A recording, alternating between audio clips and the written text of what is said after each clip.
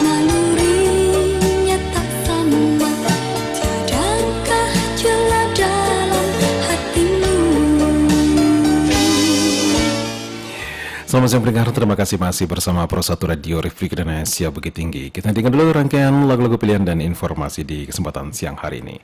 Baik pendengar, saat ini tepat pukul 13 waktu Indonesia Barat. Selanjutnya kami sampaikan Warta Berita Daerah dalam Bahasa Minang.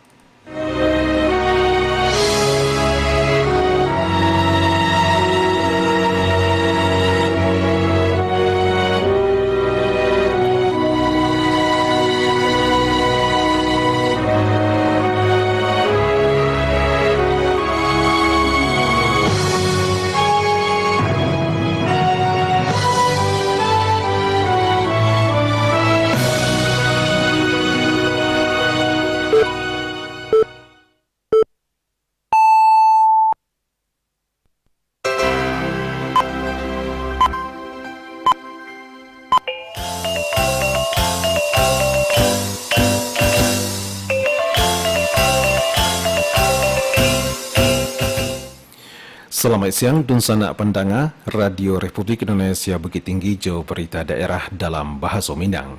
Sari Berita. Dinas Lingkungan Hidup mengimbau masyarakat Kota Bukit Tinggi turut memperhatikan pengelolaan Saro Siso Bakurban. Jopak Nasional Ngaresiano meninjau Kiniko menuju persiapan penilaian usulan sebagai Jopak berstatus internasional.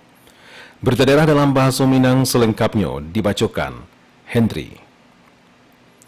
Dinas Lingkungan Hidup mengimbau masyarakat Kota Bukit Tinggi turut memperhatikan pengelolaan Saro Siso Bakurban di masa Idul Adha Kiniko.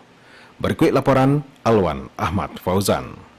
Dinas Lingkungan Hidup DLH Kota Bukit Tinggi meminta kepada seluruh masyarakat meminimalisir penggunaan wadah plastik dalam berkurban pada masa Idul Adha 1446 Hijriah 2025. Kepala Dinas Lingkungan Hidup DLH Kota Bukit Tinggi Aldias Nur saat dihubungi RRI mengatakan, dalam meminimalisir penggunaan wadah plastik diperlukan sebagai upaya menjaga keutuhan alam. Karena menurut Aldias Nur, saro plastik alam menjadi perhatian untuk diatasi dan semakin mengkhawatirkan, di mana plastik yang sangat sulit untuk terurai, terakumulasi di lingkungan telah mencemari daratan hingga sungai. Dalam kesempatan ko, Aldias Nur bersama jajaran Dinas Lingkungan Hidup Kota Bukit Tinggi merekomendasikan sejumlah upaya menjaga kelestarian lingkungan dalam masa berkurban, utamanya pada hari Tasyrik nan jatuh pada tanggal 7, 8, 9 Juni atau bertepatan dengan 11, 2 Zulhijjah 1446 Hijriah 2025. Perlu dilihatkan kembali langkah alternatif penggunaan wadah daging kurban dan labiah representatif ramah lingkungan oleh panitia kurban hingga masyarakat penerima. Kita selalu mengimbau kepada masyarakat untuk mengurangi pemakaian plastik, terutama mungkin di momen kita melaksanakan ibadah kurban ya bagi yang beragama Islam. Kami mendorong bagaimana para panitia dapat mengurangi penggunaan wadah plastik. Mungkin dalam pembagian daging kurban misalnya menggunakan wadah yang bisa dipakai berulang atau dari wadah-wadah yang tidak terbuat dari plastik. Selain itu, Aldias Nur menuturkan mulai kiniko para panitia kurban perlu memperhatikan aspek lingkungan dan tepat dalam pembuangan saro siso berkurban dan bersifat organik, mudah terurai, sehingga indah menimbulkan bau tidak sedap pasca beberapa hari berkurban dilakukan. Harapan kita adalah karena itu adalah semuanya berbentuk organik, dapat ditempatkan di suatu tempat bagi masyarakat kita, misalnya dengan menggali lubang dan ditutup kembali, itu sangat-sangat bijak. Kemudian kalau terkait dengan limbah seperti darah segala macam, itu biasanya para panitia meminta bantu ke pemerintah Kota Bukit Tinggi, salah satunya adalah Damkar,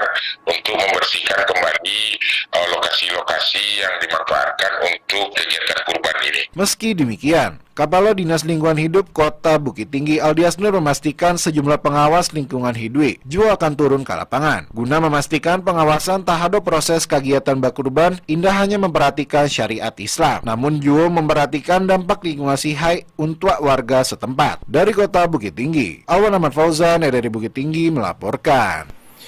Presiden Republik Indonesia Prabowo Subianto membantu Seikua Jawi sebarik 930 kg untuk dipotong di Masjid Jami' Pasar Palembayan Nagari atau Desa Ampek Koto Palembayan, Kecamatan Palembayan, Kabupaten Agam saat Idul Adha 1446 Hijriah. Kepala Dinas Pertanian Agam Arif Restu mengatakan, Jawi bantuan kemasyarakatan Presiden Republik Indonesia Prabowo Subianto itu punya peternak atas Namo Suherman, warga Jorong Banda Gadang, Nagari Matua Hilia, Kecamatan Matua, Kabupaten Agam, Joharago 80 juta rupiah. Sebelumnya, Dinas Peternakan Agam mengusulkan ampe ikua Jawi. Seikua Jawi punya Suherman, jo 3 ikua Jawi jenis mental punya Arif Muklas, alia warga Kapalokoto, Nagari Sungai Pua, Kecamatan Sungai Pua, Kabupaten Agam, jo barik 860 kg, Saharago 90 juta rupiah. 859 kg Joharago 85 juta dan 835 kg Joharago 82 juta rupiah. Geopark Nasional Ngarai Siano meninjau kini menuju persiapan penilaian usulan sebagai geopark berstatus internasional UNESCO Global Geopark. Berikut laporan Joni Marbeta. Persiapan Geopark Nasional Ngarai Siano meninjau menuju penilaian usulan sebagai Geopark berstatus internasional UNESCO Global Geopark dan mempertahankan status Geopark Nasional. Sebalik Juni 2005 dilakukan verifikasi lapangan Geopark Nasional Ngarai Siano meninjau dan juga ditekankan tanggungjawab pada ampe balik SKPD pengampu terkait di dalam pengelolaan Geopark hingga ke tingkat kelurahan. Geopark Nasional Ngarai Siano meninjau menuju penilaian usulan sebagai Geopark berstatus internasional UNESCO Global Geopark UGG, termasuk penilaian geosite Ngarai Siano menjadi daerah steril, berasiah dari Saro dan kiniko masih ditemui kendala persoalan Kantua Sekretariat Basamo Badan Pengelola BP Geopark Ngarai Siano meninjau dan berencana mengupayakan tampik rumah PDRI akan dijadian sebagai tampik Kantua Sekretariat Basamo Badan Pengelola BP Geopark Ngarai Siano meninjau dan pihak Pemko Bukit Tinggi alah bertamu Jo Gubernur Provinsi Sumatera Barat. Nantinya akan dibuatkan perjanjian kerjasama PKS Jo Pemprov Sumbar libaian Komisi 3 DPRD Sumatera Barat dan juga Wakil Ketua DPRD Sumbar, dan jika disetujui di Pemprov Sumbar, maka pihaknya bisa aman dari pemeriksaan serta mudah alokasian anggaran untuk melakukan rehab dan perbaikan gedung bersejarah dimaksud. Wali Kota Bukit Tinggi Haji Muhammad Ramlan Nur Matias SH tegasan Geopark Nasional Ngarai Siano meninjau menuju persiapan penilaian usulan sebagai Geopark berstatus internasional UNESCO Global Geopark UGG penting bana dilakukan kerana perjuangan dan telah dibangun sejak 2020. Dikatakan seluruh masyarakat jangan salah penafsiran dalam melihat keberadaan Geopark, dan di dalam Geopark tidak boleh adanya permanen pondasi nan dibangun.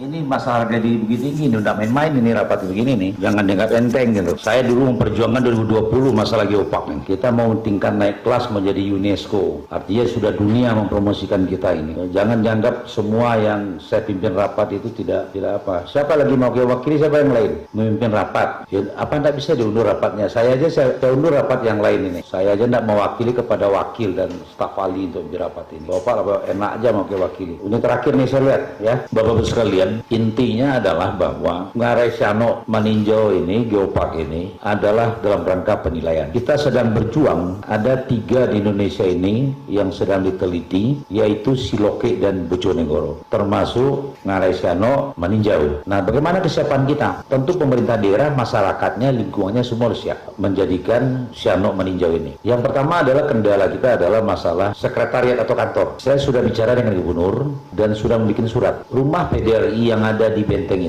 itu akan kita jadikan sekretariat bersama ya Bukit Tinggi Agam meninjau Siano. Insya Allah Pak Gubernur sudah jawab akan diberikan disetujui untuk menjadikan sekretariat itu. Nah, kita tinggal nanti membuat PKS, perjanjian kerjasama daerah Bukit Tinggi dan provinsi, supaya kita bisa menganggarkan memperbaiki dari rumah itu. Ya, kalau sudah ada PKS-nya kita sudah aman, tidak akan diperiksa kita lagi kan. Bagaimana nanti kesiapan jalan, kesiapan lampu, kebersihan dari Geopark, artinya membangun berbentuk permanen pondasi Itu tidak boleh. Ini adalah sebuah cita-cita kita bersama bagaimana dijadikan itu masuk UNESCO supaya kunjungan kita itu bukannya Bukit Tinggi saja tapi Sumatera Barat. Secara historis agak Bukit Tinggi indah terpisahan dan masih aslinya kondisi nan terapi di Geopark Ngaresiano Meninjau dan penilaian Geopark Ngaresiano Meninjau menuju uji UNESCO merupakan cita-cita bersama didukung di kondisi aman, nyaman dan perilaku masyarakat kamukonyo secara elok pada anak cucu nan adu. Joni Marbeta mengabat untuk berita Reminang pada siang hari ko.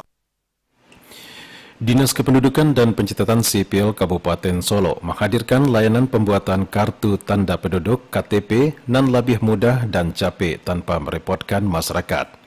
Bupati Solo John Firman Pandu di Solo mengapresiasi inovasi yang dilakukan di Disduk Capil Solo dalam memberikan pelayanan kepada masyarakat. Salah satu gebrakan terbaru yang dilakukan di Disduk Capil Kabupaten Solo adalah dibukanya layanan cetak KTP elektronik langsung di 3 kecamatan, yakni Kecamatan Lembah Gumanti, Kecamatan Junjung Sirih, dan Kecamatan Lembang Jaya.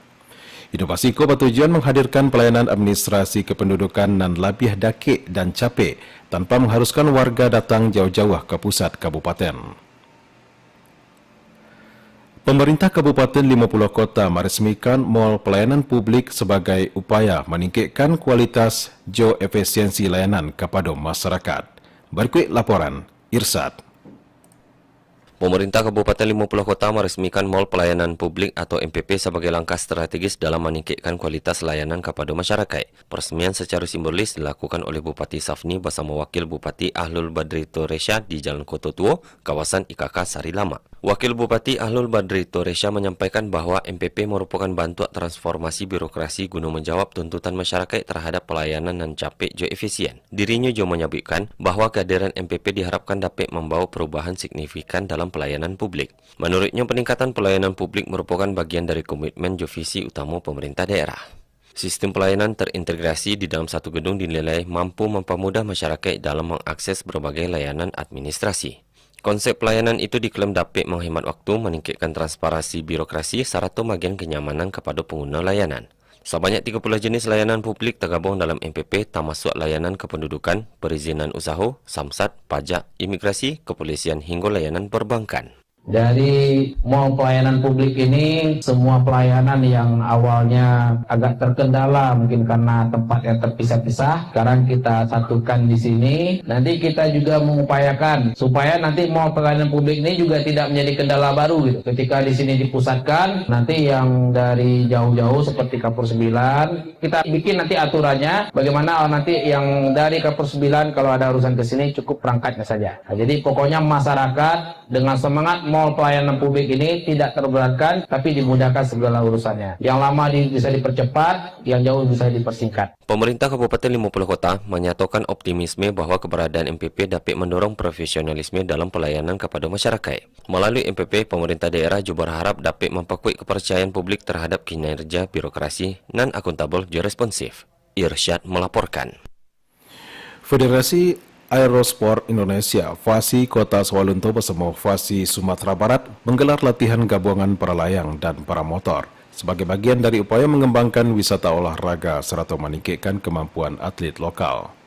Sebanyak 25 atlet dan ofisial terlibat dalam kegiatan ko. Lokasi latihan para layang dipusatkan di Puncak Polan untuk take off, pendaratan di lapangan Ombilin dan Batu Tanjuang Talawi. Sementara latihan para motor dilakukan di lapangan Pacu Kudo Kandi.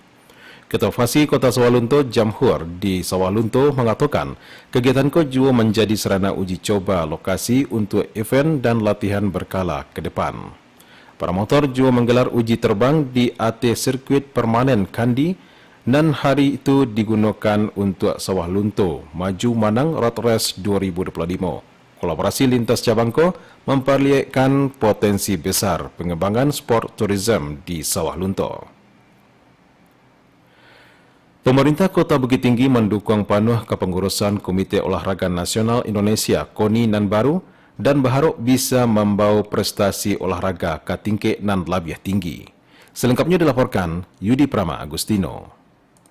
Sebanyak 64 orang pengurus Komite Olahraga Nasional Indonesia KONI Kota Bukit Tinggi periode 2025-2029 telah dilantik secara resmi dan siap membangkitkan gairah olahraga yang menargetkan berbagai prestasi di masa mendatang. Wali Kota Bukit Tinggi Ramlan Nur Matias mendukung penuh kepengurusan KONI nan baru dan berharap dapat membawa prestasi olahraga di Bukit Tinggi ke tingkat nan lebih tinggi. KONI harus berkembang dalam rangka menciptakan atlet-atlet berprestasi dan jangan keberadaan organisasi KO dijadikan sebagai alat politik. Menurut Ramlan Nur Matias, KONI merupakan mitra pemerintah daerah dan harus menciptakan atlet-atlet baru. Pemko Bukit Tinggi ingin KONI membina atlet nan ado, intinya jangan sampai ketika ada event olahraga nantinya kelabakan mempersiapkan para atlet nan dikirim. Sesuai visi dan misi Bukit Tinggi Gemilang, Wali Kota menginginkan Kota Bukit Tinggi dijuluki Kota Wisata Olahraga dan pemerintah daerah yakin pengurus KONI Bukit Tinggi nan baru akan mampu membina dan menciptakan atlet baru serta menunjang olahraga di Kota Jamgadangko. Tentu harapan saya adalah bagaimana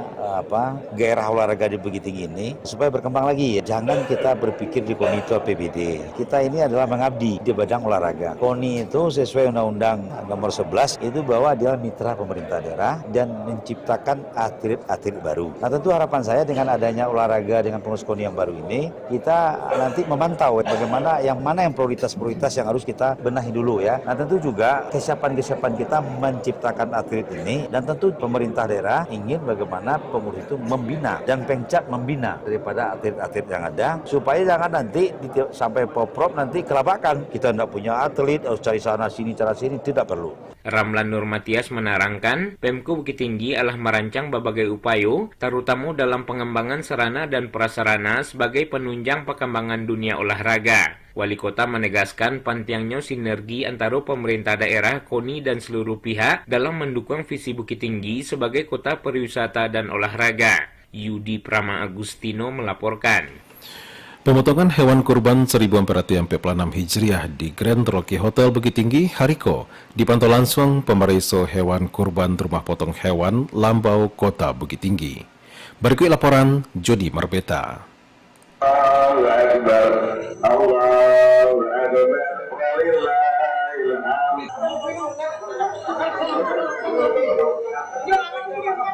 Ya. Tahan terus, jangan sampai bangun. Allahu Akbar, Allahu Akbar, Allahu Akbar. La ilaha illallah, Allahu Akbar, Allahu Akbar, walillahil hamd. Suara kumandang takbir dan tahmid bakumandang di prosesi pemotongan hewan kurban tepatnya di hari kedua pelaksanaan Aidil Adha 1446 Hijriah atau 2025 Masehi dilakukan 7 Juni 2025 pagi tadi di keluarga besar Haji Samsudin almarhum Haji Yosi Widiotomo dan juga keluarga besar Grand Rocky Hotel Bukit Tinggi dilakukan pemotongan hewan kurban dan dipimpin langsung General Manager Grand Rocky Hotel Bukit Tinggi Buyong Arani STSS Tepar dan mewakili pihak direksi. Pemotongan hewan kurban dilakukan setiap tahun tu nan pada kaliko memotong 1 ekor jawi jenis semental sabari hampir 3 kg juo secara langsung. Pemotongan kurban dipantau langsung dan disaksian de Dr. Hewan Yulia dari pemeriksa hewan kurban Rumah Potong Hewan RPH Lambau Dinas Pertanian dan Pangan Kota Bukit Tinggi bahwa kegiatan dilakukan rutin setiap tahun di samping juga Grand Rocky Hotel Padang juga melaksanaan pemotongan hewan kurban sebanyak 3 ekor jawi. Dr. Hewan Yulia selaku pemeriksa hewan kurban Rumah Potong Hewan RPH Lambau Dinas Pertanian dan Pangan Kota Bukit Tinggi sampaikan bahwa pihaknya hadir di Siko untuk memastikan kesehatan hewan dikurbankan dikarenakan hewan berasal dari luar daerah dan termasuk tabarik selama pelaksanaan kurban di Bukit Tinggi 1446 Hijriah dan setelah dicek Allah memenuhi persyaratan termasuk dari segi usia dan kesehatan hewannya. Kebersihan, air, kemudian sumber daya manusianya. Sejauh ini Ibu melihat di Rocky seperti apa, Bu? Udah bagus kok, Kak. Layak, pertama sehat, yang kedua cukup umur, yang ketiga tidak cacat. Itu kan menurut syar'inya, Pak. Tempatnya kan terlindung ya, di bawah pohon, jauh dari tempat orang-orang banyak ya, dari pemukiman, udah bagus. Dari hewan kurban dan alat dipotong itu nantinya di bagian selain di lingkungan manajemen hotel, juga masyarakat sekitarnya dengan kupon disiapkan 140 paket kupon nan tasadio. Joni Marbeta mengaban untuk berita arah Minang pada siang hari ko. Di Pekuai, Wakil Wali Kota Alex Saputra, PS Pemko Padang Panjang jalani laga persahabatan kontra Pemko Payakumbuh. Informasi selengkapnya dilaporkan Nofri. Tim sepak bola PS Pemko Padang Panjang melakoni pertandingan persahabatan melawan PS Pemko Payakumbuh baru-baru di lapangan Kapten Tantowi Kota Payakumbuh. Laga berlangsung seru dan penuh sportivitas. Kedua tim saling menyerang dan mempertontonkan permainan terbaiknya. Skor akhir pertandingan ditutup imbang 1-1. Gol untuk PS Pemko Padang Panjang dicetak pemain lincah Wendy Saputra dan tampil menonjol sepanjang pertandingan. Menariknya, PS Pemko Padang Panjang turut dipekuai Wakil Wali Kota Alex Saputra dan turut ambil bagian dalam pertandingan. Kehadiran orang nomor 2 di Kota Padang Panjang itu memberi semangat tersendiri untuk rekan-rekan setimnya di lapangan. Wawako Alex menyampaikan harapannya agar kegiatan seperti itu dapat taruh digelar sebagai sarana refreshing dan menjaga kebugaran para ASN maupun non-ASN di lingkungan pemerintah kota. Warahmatullahi wabarakatuh. Hari ini kita ada laga persahabatan Pemko Padang Panjang dengan Pemko Payakumbuh yang dua-duanya dihadiri oleh kepala daerah. Alex mengungkapkan pertandingan kok indah hanya sebagai ajang persahabatan, tetapi juga bagian dari persiapan menghadapi Piala Wali Kota Padang Panjang dan dijadwalkan berlangsung pada Agustus mendatang. Ditambahkannya, selain menjalin hubungan baik antara dua daerah, pertandingan juga penting untuk menjaga kekompakan dan performa tim menjelang kompetisi nanti. Nofri melaporkan. Sekian berita daerah dalam Bahasa Minang untuk siang hari ko. Berita daerah selanjutnya bisa didengarkan besok pagi pukul 6 waktu Indonesia Barat. Selamat siang.